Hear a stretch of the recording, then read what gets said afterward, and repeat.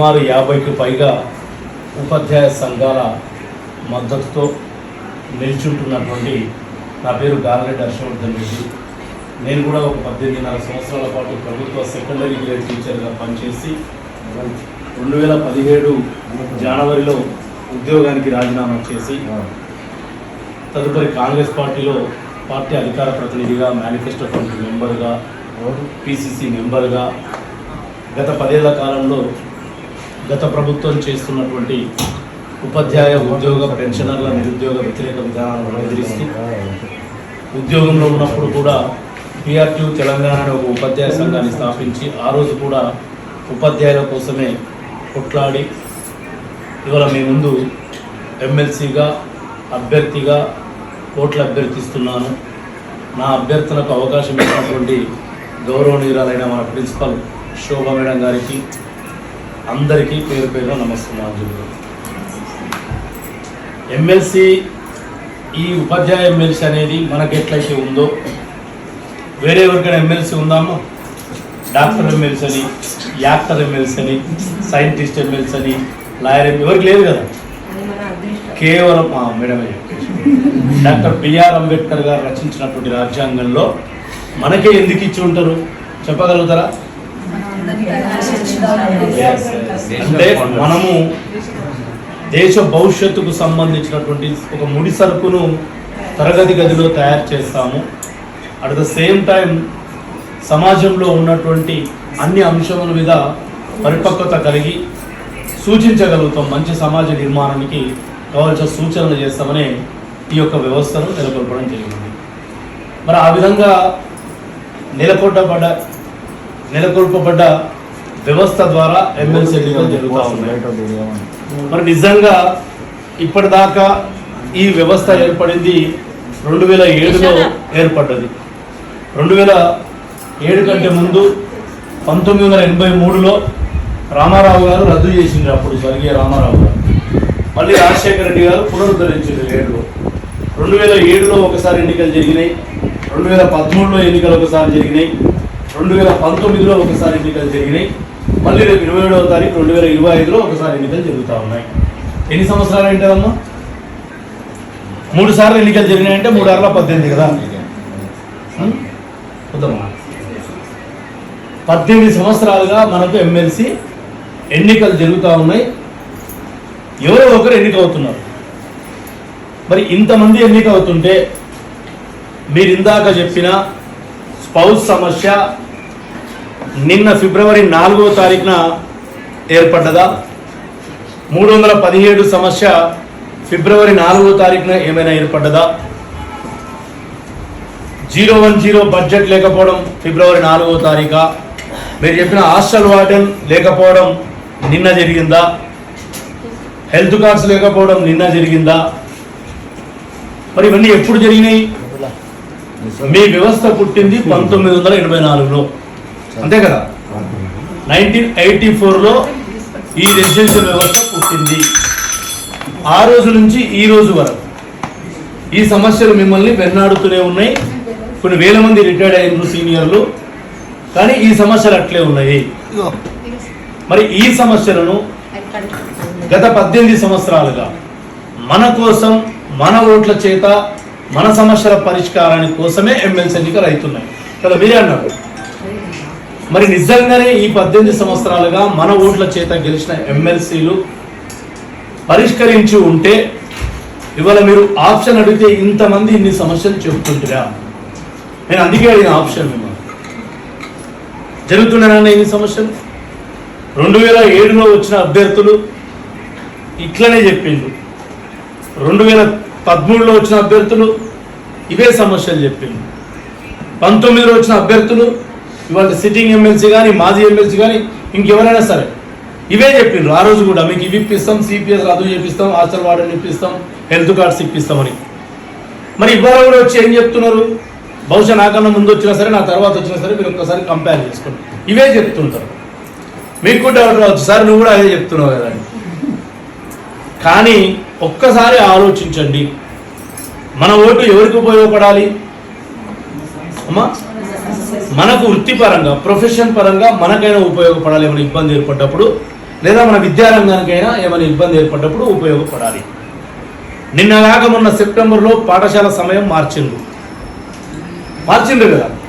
మార్చినప్పుడు నర్సిరెడ్డి గారు లేరా ఎమ్మెల్సీ? వారే కదా ఉన్నది. పుల్ల రవీంద్ర గారు లేరా మాజీ ఎమ్మెల్సీ? వారే కదా ఉన్నది. శ్రీపాల్ రెడ్డి గారు లేరా? వీళ్ళే కదా ఉన్నది అక్కడ హైదరాబాద్లో ఆన్ డ్యూటీ సౌకర్యం పొందుతూ. మరి ఎందుకు మారుస్తున్నారు అని ప్రశ్నించిండ్రా? మళ్ళీ రేపు ఎన్నికైతే ప్రశ్నిస్తారని నమ్మకం మీకుందా? నిన్ననే ప్రశ్నించే వాళ్ళు రేపు ఎట్లా ప్రశ్నిస్తారో ఒకసారి గెలిచిన తర్వాత ఆలోచించాల్సిందిగా నేను మిమ్మల్ని కోరుతా ఉన్నాను. ఈవెన్ ఒక ఊర్లో ఒక సర్పంచ్ ఎన్నికల్లో ఓటేసే ఒక వ్యక్తి పలానా వెంకటయ్యని గెలిపిస్తే నా ఇంటి ముందు రోడ్డు బాగా వేస్తాడు, గుంతలు మోరీలు ఉన్నాయి, లేదా ఇంటి చుట్టూరా ఉన్నటువంటి కంప చెట్లు చూపిస్తాడు, పాపం ఊర్ను కూడా బాగు చేస్తాడని ఉద్దేశంతో ఒక ఇల్లిటరేట్ ఓ 10 రోజులు తాగుతాడు తూగుతాడు, కానీ ఓటు మాత్రం వాడు అనుకున్నోడికి వేస్తాడు, నచ్చిన పని చేస్తాడు అనుకున్నోడికి. మరి మనం మాత్రం 3 సార్లు ఓటేసిండ్రు మీరు, 2 సార్లు యూటీఎఫ్ గెలిచింది, ఒక్కసారి PRQTS గెలిచింది పుల్ల రవీందర్ గారు. ఇవాళ అదే PRQTS మళ్ళీ నిలబడ్డారు. ఇప్పుడు మళ్ళీ వాళ్ళకి వేస్తే మీ సమస్యలు పరిష్కారం అవుతాయా కావా ఒక్కసారి మీరు ఆలోచించి ఓటేయాల్సిన కోరుతా ఉన్నాను. ఇవ్వాలేదో రాత్రికి రాత్రి ఊడిపడ్డ సమస్యలు కావు మీవి. 84 నుంచి ఉన్న సమస్యలు. 84 తర్వాత 2007లో ఎన్నికలు వచ్చినాయి. 23 సంవత్సరాల తర్వాత వచ్చి 18 సంవత్సరాలు అవుతుంది. సమస్యలు అట్లనే ఉన్నాయి. పైపెచ్చి సమస్యలతో పాటు కొన్ని కొత్త సమస్యలు వచ్చినాయి. ఇప్పుడు 2019లో వచ్చినప్పుడు 317 లేదు, స్పౌజ్ లేదు, ఉన్నాయా? మొన్న వచ్చింది 2021 తర్వాత. అంటే కొత్త సమస్యలు వస్తుంటే కూడా మాట్లాడడం లేదు. ఇవాళ 317 అనే ఒక జీవో వల్ల, ప్రపంచంలోనే ఒక ప్రభుత్వ జీవో వల్ల 33 మంది చనిపోయినటువంటి చరిత్ర ఈ జీవోకు ఉంది. 19 మంది మహిళలు, 14 మంది పురుషులు సూసైడ్ చేసుకున్నారు. 200-300 కిలోమీటర్లు అప్ అండ్ డౌన్ చేసి బస్సులలో, జీప్లలో, ఆటోలలో ప్రెగ్నెన్సీలు కోల్పోయినరు. కిడ్నీలు ఖరాబ్ అయి ఆసుపత్రుల్లో చేరి చనిపోయినరు. కొంతమంది డైరెక్ట్ గుండె పగిలి చనిపోయినరు. ఒక్కరిని కూడా పరామర్శించలే వీళ్ళు. ఇవాళ ముఖ్యమంత్రిగా ఉన్న PCC అధ్యక్షుడు రేవంత్ రెడ్డి పోయొచ్చుడు జట్రామ్ నాయక్ అని మైబాద్ దగ్గర ఒక గిరిజనుడు చనిపోతే వీళ్ళకి ఎవరికి తీరిక దొరకలే. పోనీ తీరిక దొరకకపోగా ఇది మంచి జీవోనే మేమే తెచ్చినామని చెప్పుకున్న శ్రీపాల్ రెడ్డి ఇవాళ ఎన్నికల్లో నిలబడ్డాడు. ఇది విభజనలో భాగంగా సర్దుబాటు జరిగిందన్న నర్సిరెడ్డి ఇవాళ ఎమ్మెల్సీగా నిలబడ్డాడు. ఈ జీవో వల్ల ఎవరికి నష్టం లేదని చెప్పిన పుల్ల రవీందర్ ఇవాళ ఎమ్మెల్సీగా నిలబడ్డాడు. నిజంగా మంచి జీవోనేనమ్మా? మంచి జీవన తల్లి. బాధితులు మీరిద్దరే కాదు, పక్కన కూడా చెప్పండి అది మంచి జీవనమ్మా? నేను కూడా ఉన్నది కాదు కదా. మరి మీరు మంచిది కాదంటున్నారు, వాళ్ళేమో మంచిది అంటున్నారు. 30 ఏళ్ళు సర్వీస్ చేస్తాను. 33 మంది చనిపోయినరు, 13,000 మంది డిస్లోకేటెడ్ అయినరు, 12,000 మంది జూనియర్గా అక్కడే రిటైన్ అయినరు. మీరు ఇంకా డిఫరెన్స్ డిపార్ట్మెంట్ 30 years చాలా చోట్ల స్కూల్ ఎడ్యుకేషన్లో ఎస్టువైల్ నల్గొండ జిల్లాను తీసుకుంటే సూర్యాపేట నుంచి డిస్లోకేటెడ్ అయినోడు ఏడుకోండు పోతే మహా అయితే భువనగిరి, లేదా భువనగిరికి వెళ్ళి డిస్లోకేటెడ్ అయినోడు సూర్యాపేట వచ్చింది. కానీ మీ గురుకులాల్లో డిస్లోకేటెడ్ ఎక్కడ పోయినరు? పాత జిల్లాలు దాటి ఎల్లలు దాటిపోయింది. మీకు తెలియని ప్లేస్లు అవి. నేనే ఒక 25 ఏళ్ళ యూనియన్ లీడర్ను, నిత్యం చదువుతుంటా, అనర్గళంగా మాట్లాడుతుంటా, కానీ నాకే మల్టీ జోన్లో ఏ జిల్లాలు ఉన్నాయి, జోన్లో ఏ జిల్లాలు ఉన్నాయి, ఏ జోన్లో ఏ జిల్లాలు పార్ట్ కలిసినాయి చెప్పలేను నేను. కాబట్టి ఇంత దుర్మార్గం జరిగిన సమర్థించినటువంటి వ్యక్తులు, కేసీఆర్కు పాలాభిషేకాలు చేసిన వ్యక్తులు ఈరోజు మళ్ళీ పోటీ చేస్తూ ఉన్నారు. 317 కోసం మీ పేరేమా? లత గారికి ఎప్పుడు తెలిసింది 317 ఎఫెక్ట్? ఆమెకు ఎఫెక్ట్ అయినప్పుడు తెలిసింది. కానీ నాకు జీవో వచ్చిన 6th డిసెంబర్ 2021 రోజే శాంతంగా జీవోను చదివి కొన్ని వేలాది మంది స్థానికతను కోల్పోతారని చీఫ్ సెక్రటరీ గారి దగ్గర లైటర్తో కాల్చి నిరసన చెప్పినటువంటి వ్యక్తిగా ఇవాళ క్యాబినెట్ సబ్ కమిటీ వేయించి ఆల్మోస్ట్ స్పౌజెస్, మ్యూచువల్స్తో కొంతమందికి ఉపశమనం ఇప్పిస్తూ ఇవాళ 317 కూడా ఖచ్చితంగా స్థానికత ఇప్పించాలన్న ఉద్దేశంతో పోరాడుతున్నటువంటి వ్యక్తిని మరొకసారి ఆలోచన చేయండి. మరి 317 సమర్థించి పాలాభిషేకం చేసిన వాళ్ళకు ఓటేస్తారా? 317 రూపుమాపి ఇప్పటికి సగానికి పైగా ఇంకా మిగిలిన వాళ్ళని కూడా స్థానికతకు తీసుకురావాలనుకునే నాలాంటి వ్యక్తి కొట్టేస్తారా ఒకసారి ఆలోచన చేయండి. పాఠశాల సమయాలు మహాత్మా జ్యోతిబా పూలేలో 7:40కు ఉంటుండే, మీది 9 చిల్లరకు ఉంటుండే, 9కు. కానీ ఇవాళ మీ పరిస్థితి ఏమైంది? వాళ్ళకు కుదించబడ్డది. ఇదే ఎమ్మెల్సీలు ఇదే లీడర్లు హైదరాబాద్లో తిరుగుతున్నప్పుడే చేసింది. నేను పరిగెత్తికి వెళ్ళిన ముఖ్యమంత్రి దగ్గరికి, శాంతకుమార్ సిఎస్ దగ్గరికి, అమ్మ మీరు ఎందుకు టైమింగ్స్ మార్చారంటే, లేదు హర్షవర్ధన్, గురుకులాలంటేనే తెల్లవారుజామున లేవాలి, వెనుకటికి రాముడు లక్ష్మణుడు విలువిద్య నేర్చిన ఆ స్టోరీ చెప్పిర్రు. నేనన్నా 1023 ఈ రాష్ట్రంలో అన్ని రకాల గురుకులాలు, 56 ఆశ్రమ పాఠశాలలు, వాటిలో 678 గురుకులాలకు సొంత భవనాలు లేవు. మరి సొంత భవనము కాదు, 678 గురుకులాలకు హైదరాబాద్లో మైనార్టీ రెసిడెన్షియల్స్కి అయితే 6-7 ఫ్లోర్లు ఎక్కాలి, లిఫ్ట్ ఉండదు. ఇంటర్ ఎస్ఎస్సి చదివే అమ్మాయిలు 6-7 ఫ్లోర్లు ఎక్కుతా ఉంటారు, గైనిక్ ప్రాబ్లం ఉన్న వాళ్ళు కూడా. మరి 678 గురుకులాల్లో వసతులు లేవు. మా టీచర్లు ఎట్లా పోతారు? నైట్ డ్యూటీ చేసి 9 గంటలకు ఇంటికి వెళ్ళి పక్కన ఉన్న పట్టణానికి, మళ్ళీ 1 గంట తర్వాత ఇంటికి చేరాలంటే ఈ మధ్యరాత్రి ఆకతాయిలు, అడ్డం వచ్చినటువంటి యాక్సిడెంట్స్. కొన్ని పిల్లలకి ఏమైనా సుఖం ఉందా? మా టీచర్ల కోసమే కాదు మేము ఆలోచన చేసేది. అసలు ఈ గురుకులాల మీ వ్యవస్థ ఏర్పడినప్పుడు స్ట్రెంత్ ఎంతనో తెలుసా? పరిమితి ప్రిన్సిపల్ గారికి తెలిసి ఉంటుంది. 360 మంది పిల్లలు ఉండాలి మీకు గురుకులాలు. ఇవాళ ఎంతమంది ఉన్నారమ్మా? 700 మంది పిల్లలకు సరిపడా టాయిలెట్స్ ఉన్నాయా? 670 స్కూల్ సొంత భవనాలే లేవు. మిగతా వాటిలో కొన్ని సొంత భవనాలు ఉంటే టాయిలెట్స్ లేవు. మరికొన్ని దాంట్లో టాయిలెట్స్ ఉంటే శిథిలావస్థలో ఉన్నవి. పిల్లలు ఆదరబాదరగా స్నానాలు చేయకుండా 7:30 టిఫిన్ చేసి 8 గంటల క్లాస్ రూమ్కి వస్తే మళ్ళీ ఎప్పుడు వదులుతారు మీరు భోజనపెట్టికి? 1:30 తర్వాత. డార్మెంట్ పోరంటే 9. ఈ పిల్లలను కూడా దృష్టిలో పెట్టుకొని ఆలోచన చేయమంటే, గౌరవ ముఖ్యమంత్రి గారు నాకు మాట ఇచ్చిండ్రు. 19 ఏళ్ళ సహవాసం నాకు ఆయనకు. మా జిల్లానే హర్ష మనం ఒక నిర్ణయం తీసుకున్నాం, మళ్ళీ వెనక్కి తీసుకుంటే చాలా డిపార్ట్మెంట్లకు వెళ్ళి అప్పీల్స్ వస్తాయి, వదిలేసే ఈసారి పిల్లల ఎగ్జామ్స్ అవి కూడా దగ్గరికి వస్తూ ఉన్నాయి, కొంచెం కష్టపడని. నెక్స్ట్ జూన్లో నేను మాటిస్తున్నా మీకు, జూన్ కొత్త స్కూళ్ళ కంటే కొత్తగా తెచ్చే నాటికి మీరు మళ్ళీ పాత 9:15 నిమిషాలకు నేను చేయిస్తా. నాకు ఒక అవకాశం ఇవ్వండి. నేను ఇవాళ నిర్ణయం తీసుకోవద్దు మీరు ఓటేయాలని. హర్షవర్ధన్ మాట ఇచ్చిండు, చేస్తాడా చేయడా అని తెలుసుకొని చేస్తాడని చెప్తేనే నాకు ఫస్ట్ ప్రియారిటీ ఓటేయండి. ఇవాళ సిపిఎస్ విధానంపై పోరాడుతున్నా. కాంట్రిబ్యూటరీ పెన్షన్ స్కీమ్ అంటే మీరంతా కూడా విజ్ఞానవంతులు. బాల్యం విద్యార్థి దశ అయిన తర్వాత మీ మేధస్సునంతా పనంగా పెట్టి చదివి పోటీ పరీక్షల్లో మీరు ఉద్యోగాలు తెచ్చుకున్నారు. సెలక్షన్ కాదు, మీ అంతకు మీరు రిక్రూట్ అయింది. మరి మీరు 40 ఏళ్ళ వరకు దాదాపు చిన్న అమ్మాయిలు మీరంతా 30 to 40 years వరకు మీరు గవర్నమెంట్కి సేవ చేస్తారు ఈ ఇన్స్టిట్యూషన్స్లో. మరి మీరు రిటైర్ అయిన తర్వాత మీకు కనీస పెన్షన్ లేకుండా ఉంటే మీ మనమరాళ్ళు కూడా మీ దగ్గరికి రారు వాళ్ళు కూర్చోడానికి. ఏ ముసల్దానికి పైసలు లేవు, వెళ్ళి నేనే పెట్టాను అంటే హ్యూమన్ బీయింగ్ నాలెడ్జ్. సొంత తల్లిదండ్రులు కూడా చూసుకుంటలేదు, మన వరకు ఎందుకమ్మా? మరి కాబట్టి అలా పెన్షన్ ఉండాలి. ప్రభుత్వానికి నచ్చ చెప్పిన నేను అవకాశం వచ్చినప్పుడు March 10, 2024 NCHRలో సీఎం గారికి ఉంటే ఆ వీడియో పెట్టు లింగస్వామి అన్న పెడతాడు. ఇప్పుడు కాదు, పోయినాక నేను సీఎం గారికి ఇట్లా చెప్పిన, నా పక్కన 4వ ప్లేస్ లింగస్వామి లాగా ఉంటే, అన్న సిపిఎస్ రద్దు చేద్దాము, వాళ్ళకి ఎంత అయితే లాభమో అంతకన్నా రెట్టింపు లాభం ప్రభుత్వానికి ఉంటుందని చెప్పిన. ఏం లాభం చెప్పగలుగుతారా మీరు? 10% శోభ మేడం మీకు కాంట్రిబ్యూట్ చేస్తుంది, మీ శాలరీలో కట్ చేసి. ఇంకో 10% ఎవరు తీస్తామమ్మా? మీరు గవర్నమెంట్ తీస్తుంది. ఇవాళ 318 కోట్లు ప్రతి నెల సిపిఎస్ ఎంప్లాయీస్ కోసం గవర్నమెంట్ జమ చేస్తుంది. సిపిఎస్ రద్దు చేస్తే గవర్నమెంట్గా ఇబ్బంది ఉండదు కదా. సంవత్సరానికి 4,000 కోట్ల రూపాయలు అనవసరంగా మీరు సిపిఎస్లోకి ఇస్తున్నారన్న. వాళ్ళకి సిపిఎస్ నుంచి ఓపీఎస్లోకి తెస్తే మీకు 4,000 కోట్లు మిగిలితే ఇంకా సంక్షేమాలు ఏదైనా ఉంటే మంచిగా చేసుకోవచ్చు, లేదా కొత్తది ఒక స్కీమ్ తీసుకురావచ్చు అని లెక్కలతో సహా చూపించినటువంటి సోదరుడిగా కాంగ్రెస్ పార్టీ నన్ను 2023 ఎన్నికల మేనిఫెస్టో కమిటీ మెంబర్గా పెడితే సిపిఎస్ రద్దు అనే అంశాన్ని పొందుపరిచిన సోదరుడిగా ఈ సంవత్సరం జూన్ జూలై నాటికి 23 ఆగస్టు 2025 నాడు బ్లాక్ డే, ఆ రోజు నాటికి నేను సిపిఎస్ రద్దు చేపిస్తా, నాకు ఒక అవకాశం ఇవ్వండి.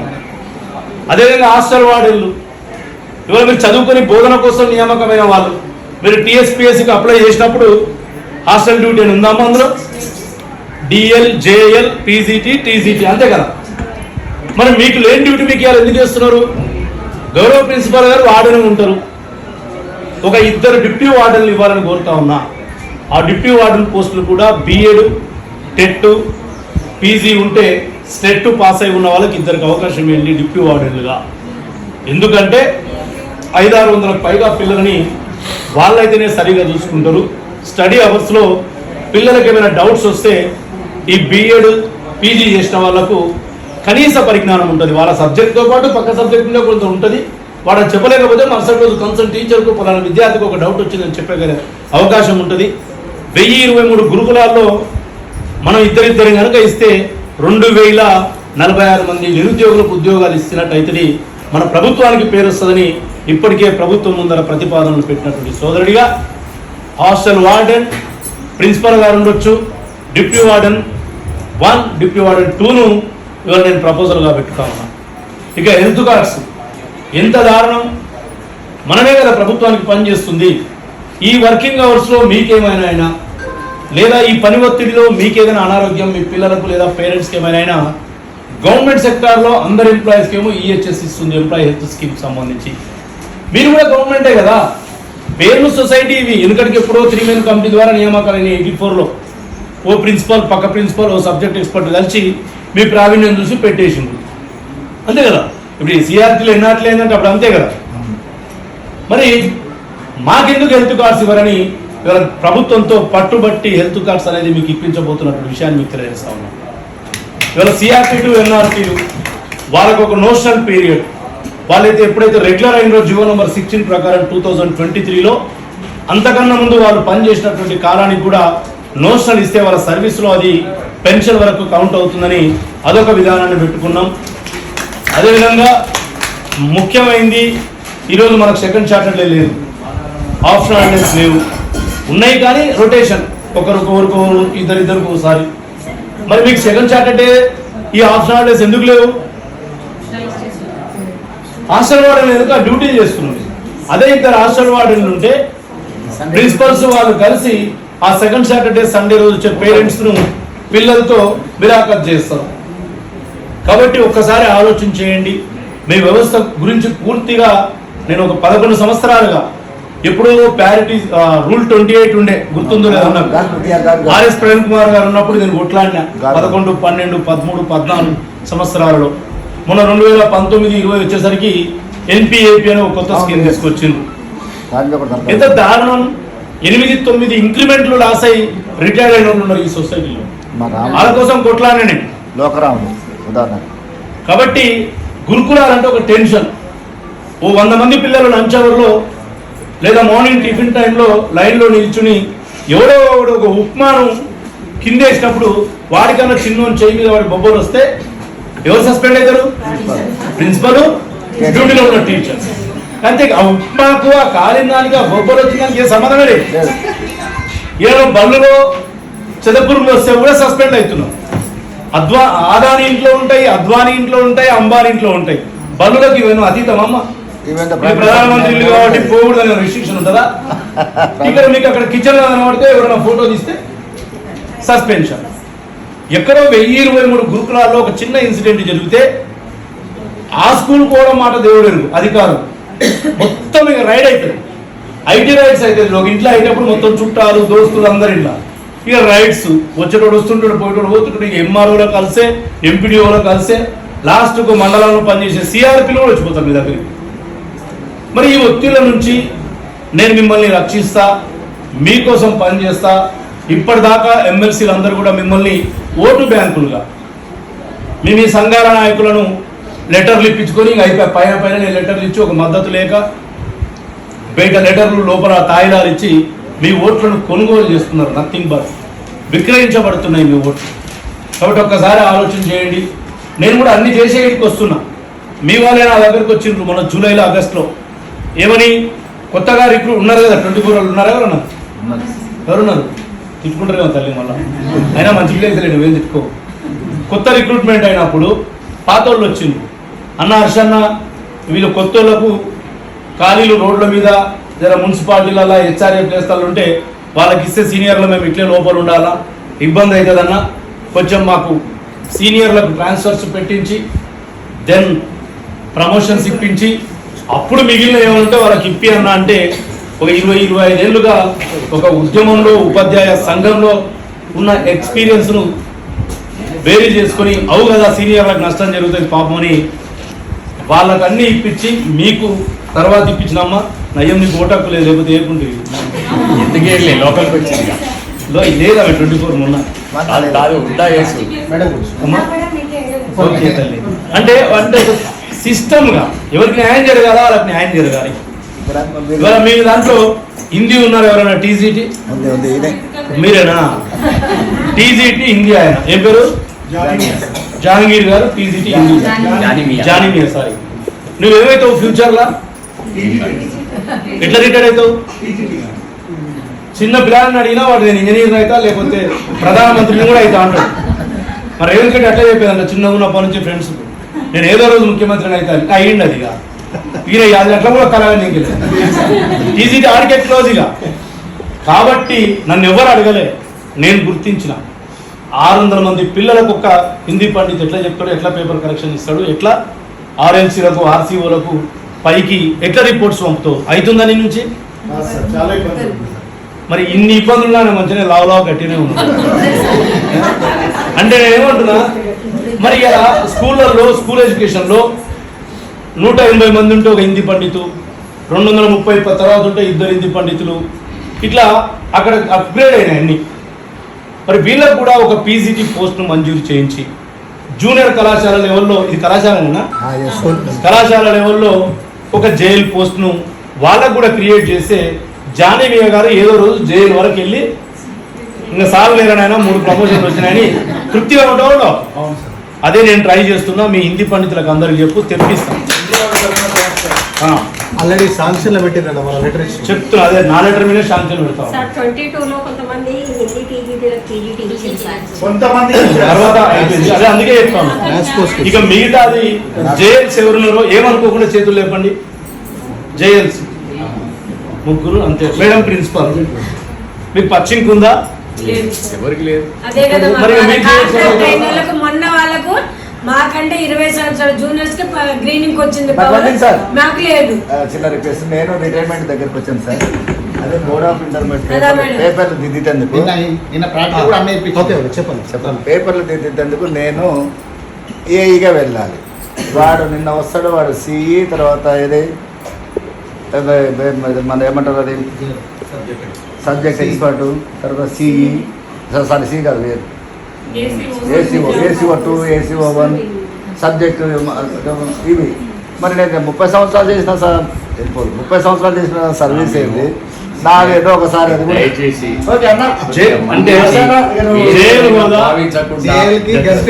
గస్టెడ్ హోదా కంపల్సరీ ఇప్పిస్తున్నా. మొన్ననే శాంతకుమారి ప్రిన్సిపల్ సెక్రటరీ కలిసిన, బికాస్ మన బాస్ ఆమెనే ఫస్ట్ పర్సన్ మన ఉద్యోగస్తులకు అందరికీ. ఆమె కలిసి ఒకటే చెప్పి మనకు కూడా చేసిపోయింది సెక్రటరీగా. నేను చెప్పిన అమ్మ మీరు కూడా చేసి వచ్చిండ్రు. ఇలా మా హెడ్ మాస్టర్లు జిహెచ్ఎంలు అన్న ఎగ్జిటి రేపు స్కూల్ అసిస్టెంట్ అయ్యి స్కూల్ అసిస్టెంట్ అయినాక మళ్ళీ school HM high school HM అయితే పచ్చింగ్కి వస్తుంది. మరి మా జైలు డైరెక్ట్ టీఎస్పీఎస్సీ ద్వారా మీరు అట్లా అయినట్టున్నారు. డైరెక్టే కదా మా జైలు ఫామ్ నింపినావు, జైలు పరీక్ష రాసినావు, జైలు సెలెక్ట్ అయినావు. మరి వాళ్ళకి ఎందుకు ఇవ్వాలమ్మా? దీని నుంచి ₹1 ఖర్చు కూడా ప్రభుత్వానికి పడదు.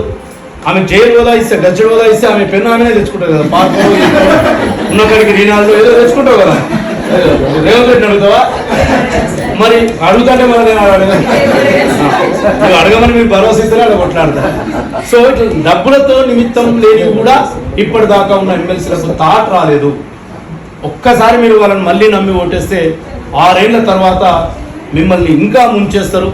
మీ సమస్యలు ఇంకా జటిలమవుతాయి. రాబోయే రోజులు ఎన్ఈపీ న్యూ ఎడ్యుకేషన్ పాలసీ వస్తే ఇంకా మన పట్ల ఒక నిర్దిష్టమైనటువంటి ఆంక్షలు ఉండే అవకాశం ఉంది. నాలాంటి ఉంటే అక్కడ ఎదిరిస్తా. ఒక అవకాశం నాకు ఇవ్వాల్సిందిగా కోరుతూ మీరు ఇస్తామని మనసులో అనుకుంటే ఒక బాధ్యత పెడతా. పెట్టొచ్చా? నీవైతే ఈసారి చేసేస్తాం లేదంటారా? ఏం బాధ్యత అంటే ఎలక్షన్స్ ఇంకా 10-12 వర్కింగ్ డేసే ఉన్నాయి. 25th last campaigning day. ఇవాళ 5వ తారీఖు. 20 రోజులలో 3 సండేలు ఏదో చావులు నామినేషన్స్ అందే కలిస్తే ఒక 10-12 వర్కింగ్ డేస్ ఉన్నాయి. 25,000 మంది నేను కలవగలుగుతానా? ఖచ్చితంగా మీరు ఖమ్మం నల్గొండ ఇంత పెద్ద జియోగ్రఫికల్ బౌండరీని చుట్టగలుగుతానా? ఏమన్నారు లత? చుట్టలేను కదా, మీ పేరు వాడుకుంటారు ఏమన్నారు? చుట్టలేను కాబట్టి మీరే ఈ 3 జిల్లాల్లో ఉన్నటువంటి అవి మీ ఫ్రెండ్స్ కానీ మీ క్లాస్మేట్స్ ఎవరైనా ఎక్కడో దగ్గర గవర్నమెంట్ టీచర్ కావచ్చు, కేజీబీవీ కావచ్చు, మీ మాదిరిగా సొసైటీలు కావచ్చు, లెక్చరర్స్ కావచ్చు, ఎవరైనా కావచ్చు, మీ ఫోన్ నెంబర్లో వాళ్ళ నెంబర్లు ఫీడ్ అయి ఉంటాయి. ఒక్కసారి నా కోసం మీ లీజర్ పీరియడ్లో ఇంట్లో బోర్ వచ్చినప్పుడే, పని వదులుకొని నాకు పని చేయమనట్లేదు, ఇంట్లో బోర్ వచ్చినప్పుడు మాత్రం అరే హర్ష సార్కు పలానా ఫ్రెండ్స్కు ఈ 3 జిల్లాల్లో ఉన్న రిలేటివ్స్కు ఫోన్ చేద్దామని ఓ 10 ఫోన్లు చేసి ఒక్కసారి అవకాశం ఇద్దాం హర్ష సార్కు. ఒకసారి PRTకి ఇచ్చినాం, ఒకసారి PRT TSకి ఇచ్చినాం, ఈసారి 53 సంఘాలు బలపరుస్తున్న హర్షవర్ధన్ రెడ్డికి ఇస్తామనే బాధ్యత నేను మీ పైన పెడుతున్నా. ఓకేనా? చేస్తారు కదా ఫోన్లు? తప్పకుండా. ఎంతమందికి చేస్తావు మరి అతను? కూర్చొని నేను సార్ కాదు, ఓట్ల కోసం వచ్చిన నేను నిలబడాడు కదా, మీరు కాలు మీద కార్యక్రమం చేశారు. మీ గురుకులాలకు ఇదే బానిస ఉన్న వాళ్ళే వచ్చి గుబాబ్సే కాలేదు కానీ. ఓకే అమ్మా, థ్యాంక్ యూ అందరికీ. ఓకే. అన్న అసలు ఇంకేమైనా డౌట్స్ ఉంటే అడగండి.